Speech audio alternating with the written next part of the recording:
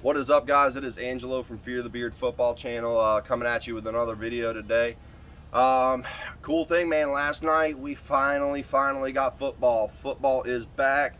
Chiefs beat the Texans. Pat Mahomes and the Chiefs looked like they did last year. And I'll tell you what, man. I ended up turning the game off with 7 minutes to go. So at this point, I think the Chiefs were up 31 to. I don't know. I think it was like 31-7 at this point in time. And I just, cut the game off, went to bed. I had to get up and do some things in the morning. So, but it was still a really good game. Texans ended up picking up some points at garbage time. So, but the Chiefs just looked so dominant. Pat Mahomes, picked right back up where he left off. The defense looked better. The offensive line looked good. Clyde Edwards-Helaire looked good.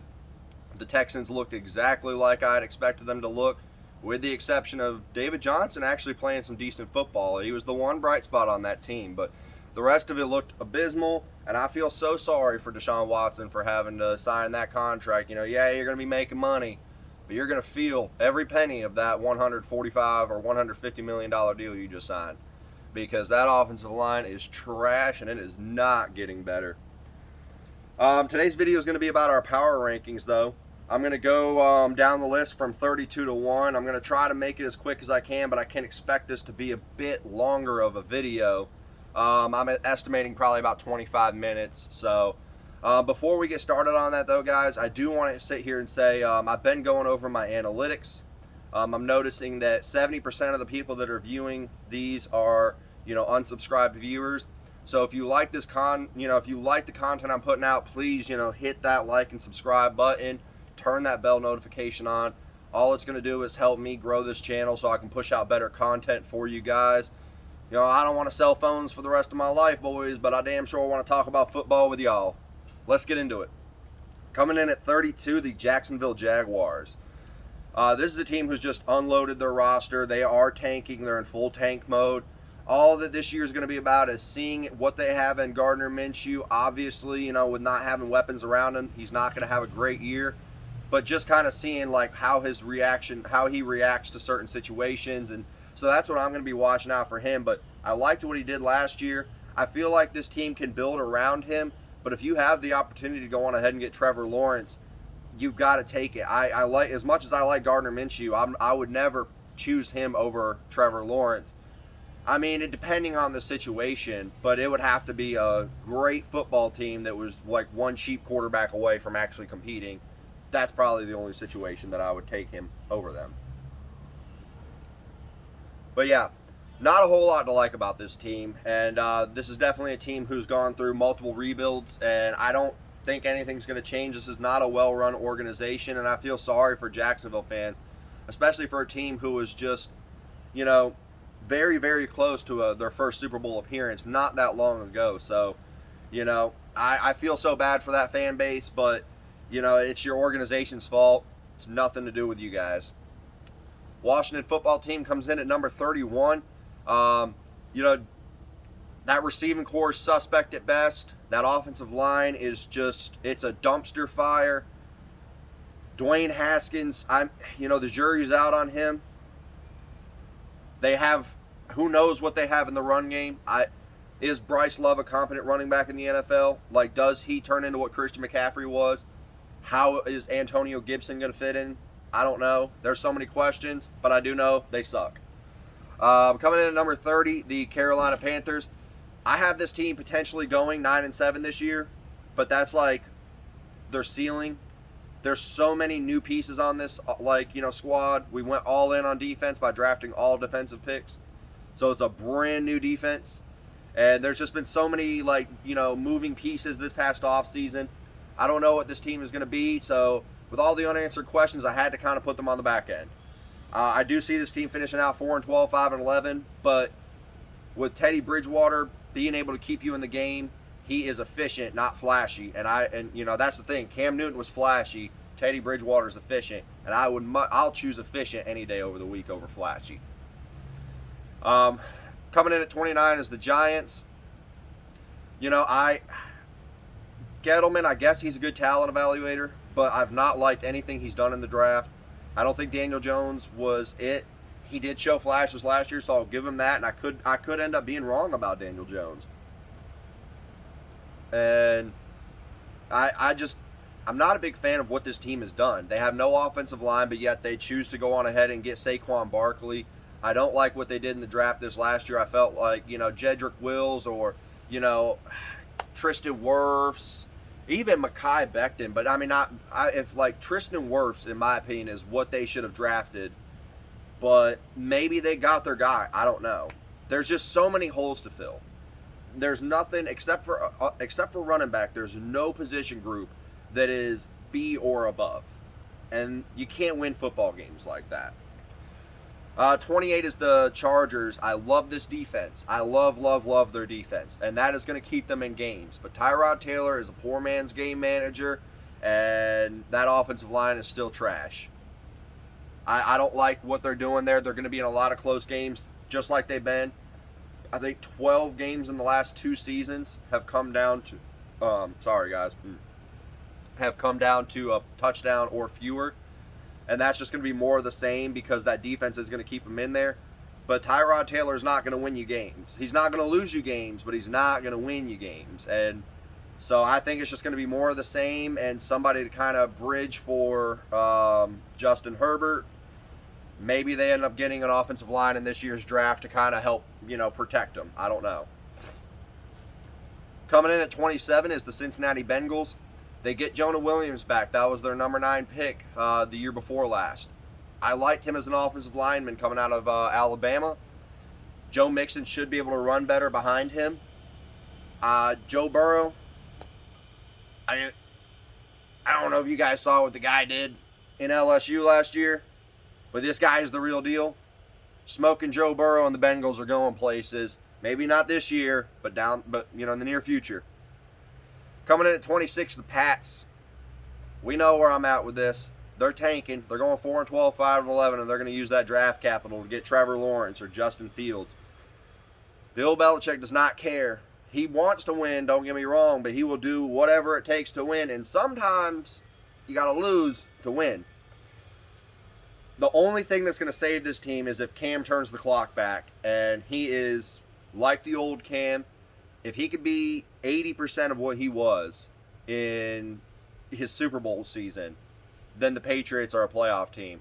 Anything outside of that realm is going to be a losing record. They're not going to win this division.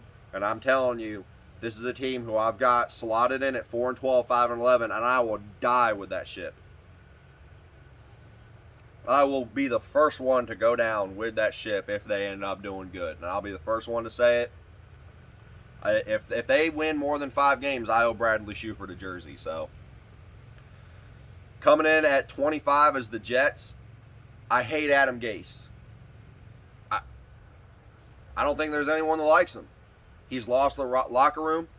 He's not effectively using Le'Veon Bell, which he did the same thing to Kenyon Drake and Devontae Parker. He held them back because he holds grudges. And Le'Veon Bell was not his guy. And I'm sorry, that's not being a team leader. That's not having control of your locker room. When you've got a guy who has the ability like Le'Veon Bell, you freaking use him. I don't care what your feelings are. That doesn't, you're a grown man. And you're a head coach in the NFL. If you're worried about how you feel about somebody, you need to find a different job. Also, man, Sam Darnold, he's got to take that next step. He showed flashes. But that's all he's done is shown flashes. The defense should be better, getting C.J. Mosley back. Maybe Quinnen Williams, makes an appearance this year at some point. I don't know. And Bradley McDougall's not that bad of a replacement for Jamal Adams, but do not take that as I'm saying that he's Jamal Adams, because he is in no way Jamal Adams. He's just a suitable plug-and-play piece that is going to be serviceable. So, Coming in at 24 is my new sleeper team, the Detroit Lions. I saw the post with them locking arms and that feel-good story.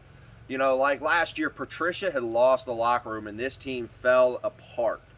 We know how they started out last year. With this team having control of the locker room, They got Duron Harmon. They went on ahead and got Jamie Collins. I know Patriot guys don't work out on other teams, but I am here to tell you guys that I think it can work when you can bring together a group of men. Magical things can be done. And also, Matthew Stafford last year was on pace for 5,000 yards, 38 touchdowns, 10 interceptions. That man is dangerous. Stop sleeping on Matthew Stafford, guys. He's a good quarterback. He's just been with a bad organization. He's never had a run game. He's never had an offensive line. He's never had a top 10 defense. Coming in at 23, the Miami Dolphins. This is a team who, in my opinion, is a year away. I love the fact that they went with Fitzmagic as the starter, because just look at Pat Mahomes. He had a whole entire year to sit behind Alex Smith and learn the playbook. I'm not saying that sitting behind Fitzmagic is as good as sitting behind Alex Smith, but it's still good. I mean, Fitzmagic has been in the league since 2005, 2006, I think. And he's made a pretty good career for himself. I mean, the man is, to me, the smartest person in the NFL right now, because he turned what should have been a short 5-year career into a 15-year where he's amassed over $50 million in total earnings, which for a quarterback, that's not a lot. But when you're a guy who gets drafted in the low rounds out of Harvard, and he has made a name for himself.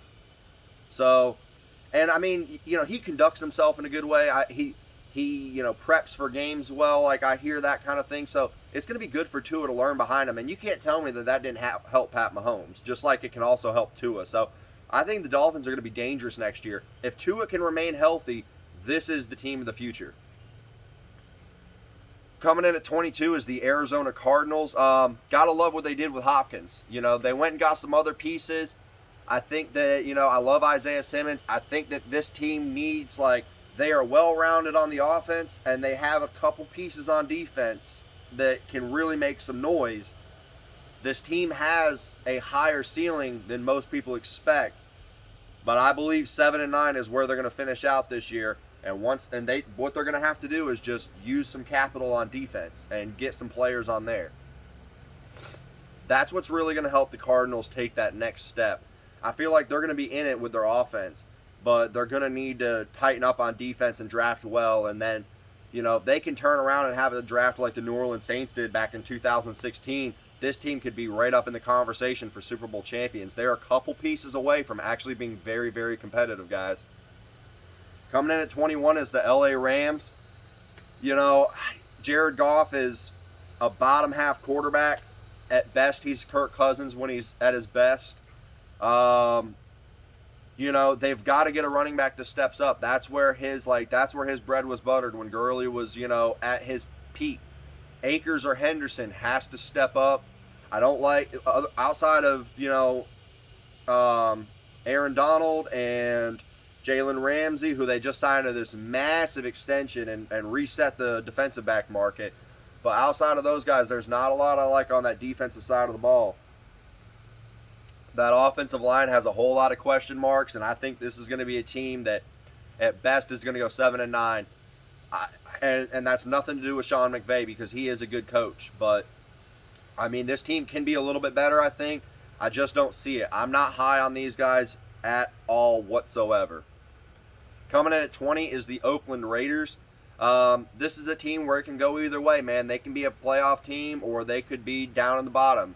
But I can tell you one thing, it's not going to be because of Derek Carr. This man is a very efficient quarterback, and he has just been saddled with a bad, bad organization.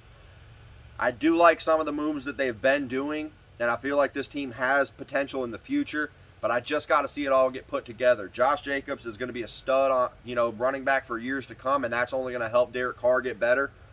But for all you people out here saying that Derek Carr is trash, please, please, please go and see your local ophthalmologist and get your eyes checked, because this man is completing over 70% of his passes. That is not trash. You're trash. Coming in at number 19 is the Denver Broncos. This is a team who can very, very, very easily be catapulted into the top 10 and potentially even into the top 5. Von Miller is banged up. We don't know what his status is going to be for the season, but they still have great pieces. They have one of the best secondaries in the league, and they still have a lethal pass rush. I've been hearing great things about Jerry Jeudy and Cortland Sutton. You know, and then we know what they have in the backfield. If Drew Lock is a competent quarterback and shows what he did the last 5 weeks of the season last year, this is a team who is going to be a double-digit win team. Mark it down, the Broncos are going to win 10 games this season. If everything remains, if they remain healthy, 100%. Coming in at 18 is the Browns. I have these guys doing better this year, but we all know what happened last year. I'm not trying to get super high on them. I love the addition of Jack Conklin. I think Nick Chubb is going to be I'm going to go on ahead and call it, and I'm going to say that Nick Chubb with Jack Conklin as his offensive lineman, he will be the rushing leader this year. We will see Nick Chubb run for over 1,400 yards this season and put up 10-plus touchdowns. It's going to happen, and the Browns are going to be in the playoffs this year. Coming in at 17, the Chicago Bears. I knew that it was going to happen. I knew Trubisky was going to be the starter. Foles is always the guy that you can put on your bench, and when everything seems like it's about to fall apart, you can thrust him in there, and he can right the ship for you. I'm not saying that he's going to fix everything, and this is going to be an unbeatable team when he steps in, but he's going to play. He's not going to lose you football games. But with Trubisky entering the final year of his contract, they gave up all that capital to go on ahead and get him with the number 2 overall pick. They are going to start him, but he's going to have a short leash. Regardless, though, this defense is going to carry them places, and they're going to keep them in football games. If they can get good play out of their quarterbacks, this is definitely a playoff team, but that's the key thing, to get good play out of your quarterbacks. Coming in at 16 is the Atlanta Falcons. The only question mark about this team is their defense, but their offense is going to keep them in a lot of football games. And if Todd Gurley can, turn the clock back, which he's only 26, I think, 25, this man still has some years left in him, but, those knee situations don't get better down the road. So, I'm hoping he can turn it around because I love Todd Gurley, and this offense can, this team that they have right now is looking a lot like that Super Bowl team. If Todd Gurley can put it all together for one more year, they can wind up playing some football in February. Coming in at 15 is the Minnesota Vikings. This is a very well-run organization, and I feel like they're going to be in my top 10 at the end of the year, but with all the subtractions that they've had recently, I had to drop them a bit. It's been a weird year because of COVID, so people haven't gotten used to the playbooks yet and all that, but this is a solid run organization. They're great at evaluating talent, and the pieces that they gave up, they still have pieces there. Anthony Barr, Harrison Smith, they have ballers on the defensive side of the ball, and guys that they went on ahead and got rid of, there's no reason you can't tell me that they can't just plug those guys in and just roll with them. This is, like I said, this is a smart organization, and they have Dalvin Cook. They still have Adam Thielen. They have Irv Smith and Kyle Rudolph. And Alexander Mattison, in my opinion, is a very, very confident backup running back. So even if Cook gets injured, I think Alexander Mattison can step right in and do almost everything Cook can do. So this is a team who's going to be very competitive. They are a borderline 10-win team. They could very easily win 11 games if everything goes right. Are they going to make it to the Super Bowl? No, I truly don't think they will. And that's not... It's just because I don't think Kirk Cousins can lead this team. And a lot of it is because Mike Zimmer is a bit too conservative for my likings. Other than that, this is a very good team. Coming in at number 14 is the Houston Texans. And I'll tell you what, man, after last night, this team is going to drop. I will be a little bit nice because they played the reigning Super Bowl champions, but that offensive line looked exactly like it's been the last 3 years. Shitty. It has been awful. It is a crapshoot out there in Houston on the offensive line. I don't know how Deshaun Watson just signed this massive extension, and you've basically told him, hey man, have fun running for your life out there, but at least we paid you. You got to protect this guy. This is like the same thing that happened with Andrew Luck in Indianapolis. His last year of his career, they had finally put together an offensive line that worked, but it had almost ruined him because he was playing behind such awful offensive linemen. If you want Deshaun Watson to be your franchise quarterback for more than 10 years, get him an offensive line today. I'm sorry, trading for Laramie Tunsil is not enough. Titus Howard, he might have looked good at the end of last year. He did not look good last night. This guy's coming into a second year. He needs to step up. He needs to be something. And if he can't, I'm sorry, you guys need to go out and spend money because you just paid him $150 million over the next 4 years. And you need to keep that man upright because he is your one saving grace. I have them this high for one reason and one reason only, and it is Deshaun Watson. I know they have J.J. Watt, but that man can't stay healthy. If you want to win, Houston, go on ahead and protect Deshaun Watson. Coming in at 13 is the Pittsburgh Steelers. You know, I love the Pittsburgh Steelers. Their defense, at least. They have a really good defense, and they're going to keep them in games. I have them that high for that reason, but I just don't know about Ben Roethlisberger. The only thing that's going to change this team is how well Ben Roethlisberger plays this year. So if he can return back to his old form and play very well, this is going to be a solid organization.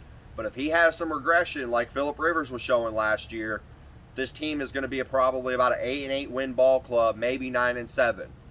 And it's only going to be because of their defense. So, but watch out for the Steelers, guys, because if Big Ben is balling, this is going to be a team that's going to win a bunch of football games. Coming in at 12 is the Indianapolis Colts.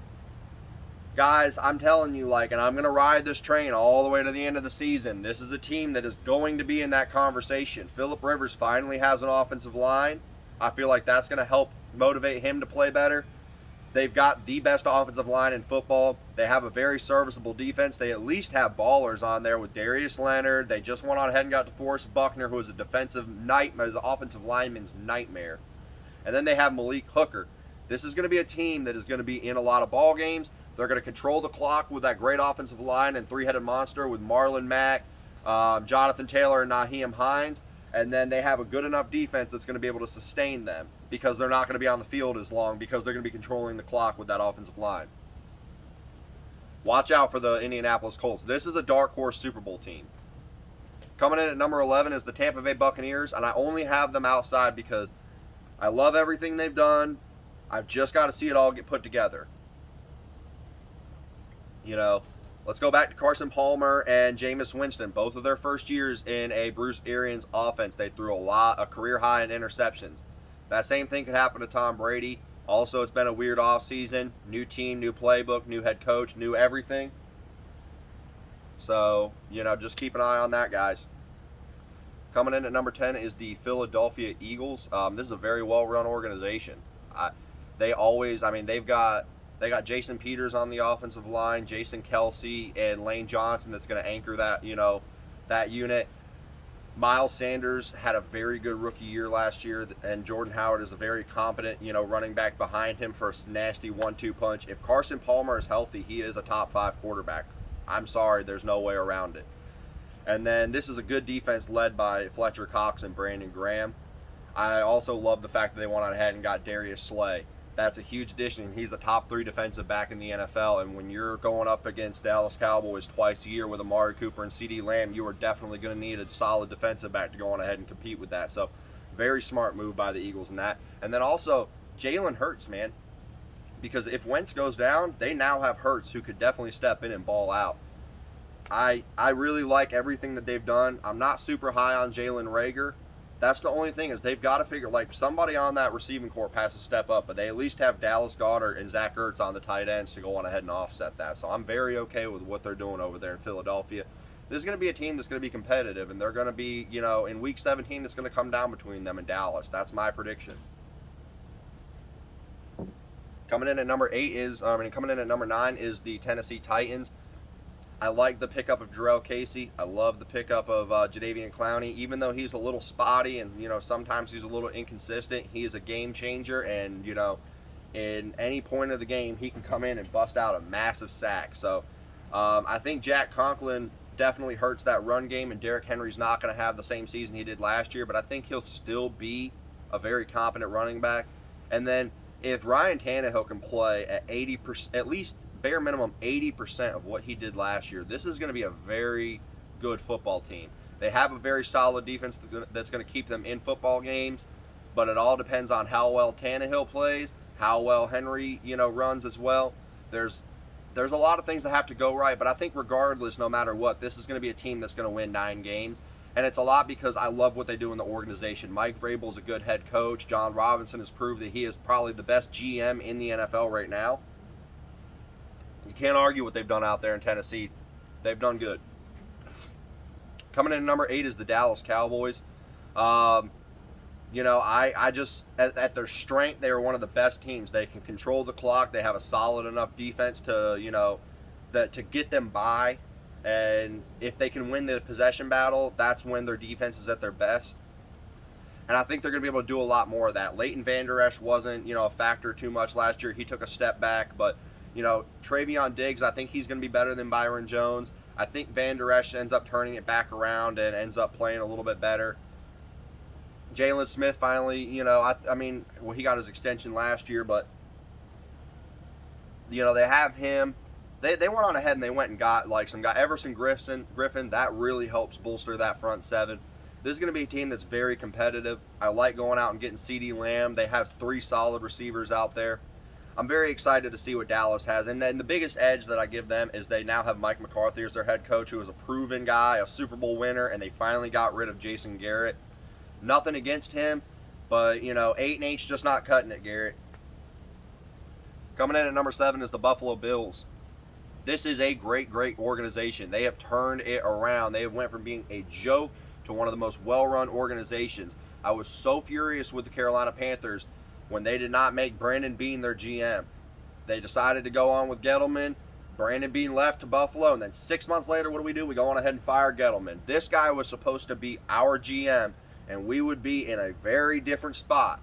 Not saying Marty Hurney's not done a good job, but I'm telling you, I'd much rather have Brandon Beane. Sean McDermott, our old defensive coordinator, has been doing great things out there.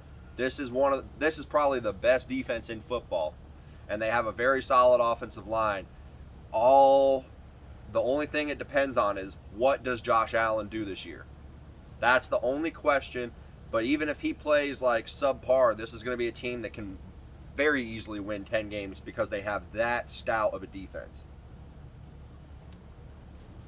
Coming in at number 6 is the Seattle Seahawks. Guys, I love this team.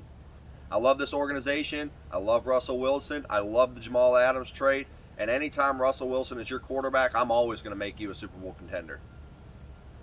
Coming in at number 5 is the Green Bay Packers. Nothing changed with this team except for the fact that they drafted a quarterback in the first round and pissed off Aaron Rodgers. Let me remind you guys that Aaron Rodgers is 36. Well, John Elway at 37 won 2 Super Bowls. So that's been done before, to be post 35 and win Super Bowls. Let's go back to Tom Brady. He was 36 back in 2014 when he beat Seattle in the Super Bowl and went on ahead and won 2 more Super Bowls after that. I've seen quarterbacks go on late runs in their career, and I think drafting a quarterback in the first round is going to be the, kick in the ass that Aaron Rodgers needed to help get the Packers to another Super Bowl. Mark my words, this is a dark horse Super Bowl team for me, and I feel like they come out of the NFC this year and Aaron Rodgers gets back into the Super Bowl. Now I'm getting down to the ground, so fuck that. Coming in at number 4 is the Saints. They have drafted the best since 2016. It's just been home run after home run after home run. We know what this team is, guys. They've got a great defense. They've got a great offense. Ever since Alvin Kamara came into the NFL and turned that run game around, Drew Brees has become so much more efficient. This was a constant 7-9 team before they had that big draft back in 2016-17 and just turned it right around. This organization has never been the same since then, and they've just gone on and had home run pick after home run pick. I cannot wait to see these guys in the playoffs this upcoming season. Hopefully they don't get slotted to play the Minnesota Vikings, though. Coming in at number 3 is the 49ers, and I'll tell you what, man. Going on ahead and trading DeForest Buckner to turn it into Javon Kinlaw was one of the smartest moves I've seen by an organization, and I can't remember how long. Eric Armstead, Nick Bosa, and Javon Kinlaw are going to wreak havoc on offensive opposing quarterbacks for the next decade to come. This is going to be a very, very scary unit on defense. And I love the fact that Jimmy Garoppolo is just okay with throwing 8 passes and a half and doesn't care as long as they win the football game. That's a very rare trait in a quarterback. And those guys down there in San Francisco have that with him. I mean, honestly, I just can't wait to see this guy get his first Super Bowl ring and prove everybody wrong, because you don't get that in a quarterback. That is a rare, rare trait. Coming in at number 2 is the Baltimore Ravens. And honestly, if it wasn't for the fact that Kansas City won the Super Bowl, this team would be the best team in my opinion. They have the best run game in the National Football League. They have a great offensive line. They have a great defense that got better. They went on ahead and traded for Calais Campbell and only had to give up a ham sandwich and condiments to be determined later for one of the best defensive tackles the game has seen, or one of the best defensive linemen the game has seen. So, you know, I love what they did. I love drafting Patrick Queen in the linebacker spot in the first round. I think he's going to be great. J.K. Dobbins is the running back that they need J.K. Dobbins, and he's going to have a huge year for them. I would not be surprised if this team was in the Super Bowl. For some reason, Lamar Jackson just disappears in the playoffs. So I'm hoping that this is the year that he turns it around, because, you know, I would love to see him get a ring. I think it would be really cool to see Baltimore go on ahead and get a ring with Lamar Jackson, because he was totally disrespected in his draft. He was the best quarterback coming out, and we all just were like, you know what, just because he runs majority of the time, he's you know, going to get drafted 32nd overall. Like, I see the conflict with what people are saying, because there was nothing to justify him getting drafted there. He really should have been a top 10 quarterback. Then the Kansas City Chiefs coming in at number 1. They're the champs. They played great last night. Patrick Mahomes, the Kansas City Chiefs win the quarterback battle every single time they step out on the field. And if you can win the quarterback battle, you are going to be in the conversation for the Super Bowl every single year. They just locked him up for the next 10 years and made him the highest paid quarterback in NFL history. I am very excited to see what Andy Reid and Patrick Mahomes have in store for us over the course of the next decade. Like Bradley Shuford said, the league is in great hands with these guys, and I'm very excited to see what they have. That's going to wrap up my show today, guys. I'll be doing... probably going to do a video on Sunday, I would imagine, recapping the game of the week, probably, or I might do that with the Monday Night Football game. I don't know.